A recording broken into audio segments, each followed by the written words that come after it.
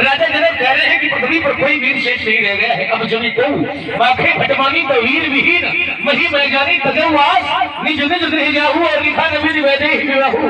जनक कहते हैं कि पृथ्वी पर कोई वीर शेष नहीं रह गया है। संसार में यदि राजा जनक की पुत्री का विवाह नहीं हो सका है तो इसके जिम्मेदार स्वयं राजा जनक है। लेकिन जनक स्वयं को दोष नहीं दे रहे हैं बल्कि वीरों को दोष दे रहे हैं। माता धरती का अपमान कर रहे हैं। संसार का नियम यह होता है कि माता पिता यदि अपनी पुत्री का विवाह करें तो माता पिता को 3 बातों पर विचार करना चाहिए। पुत्री का विवाह जिस घर में किया जा रहा है वह घर कैसा है, और पुत्री का विवाह जिस वर के साथ किया जा रहा है वह वर कैसा है, और पुत्री का विवाह जिस कुल में किया जा रहा है वह कुल कैसा है।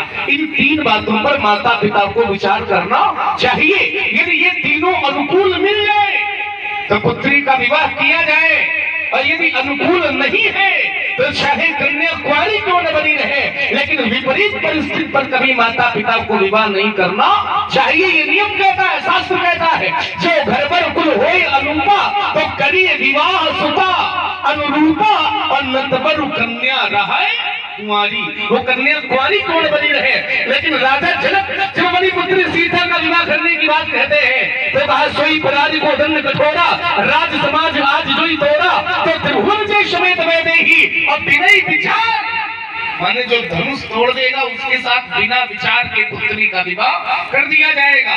और जो कार्य बिना विचार के किया जाता है तो फिर नियम यह लग जाता है कि बिना विचारे जो करे सो पाछे, उनको अंत में पछताना पड़ता है। यही स्थिति राजा जनक की हो गई है। लेकिन राजा जनक स्वयं को दोष नहीं दे रहे हैं, कह रहे हैं कि पृथ्वी पर कोई वीर शेष नहीं रह गया है। यह पृथ्वी हमारी माता है और संसार का कोई भी पुत्र अपनी माता का अपमान सुनकर के शांत होकर के नहीं बैठ सकता है, क्योंकि यह वीर भूमि वसुंधरा है। न जाने कितने वीर पुत्रों को उत्पन्न करती है यह धरती माता, और यह वीर पुत्र अपनी धरती माता के स्वाभिमान की रक्षा के लिए अपने प्राणों को भी न्यौछावर कर देते हैं। और जनक कह रहे हैं कि पृथ्वी पर कोई वीर शेष नहीं रह गया है। तो यदि वीर न होगी इस धरती पर तो धरती माँ का क्या होगा, और फिर परदेशी राजा करे राज तो इस भारत माँ का क्या होगा। यदि छोटी छोटी नदियां मिल करके पाप धोवे तो उस गंगा माँ का क्या होगा, और वीर होंगे इस धरती पर तो फिर धरती माँ का क्या होगा। हम योद्धा हैं, क्षत्रिय हैं, और क्षत्रिय कभी भी अपमान सहन नहीं कर सकता है। सच्चे योद्धा सच्चे क्षत्रिय अपमान नहीं सह सकते हैं। जिनको सुनने की ताव नहीं वो चुप कैसे रह सकते हैं। रघुवीर राम जी के होते यह अनुचित वाणी कह डाली है, और ये शब्द बचने लगते हैं कि पृथ्वी तीरों से खाली है।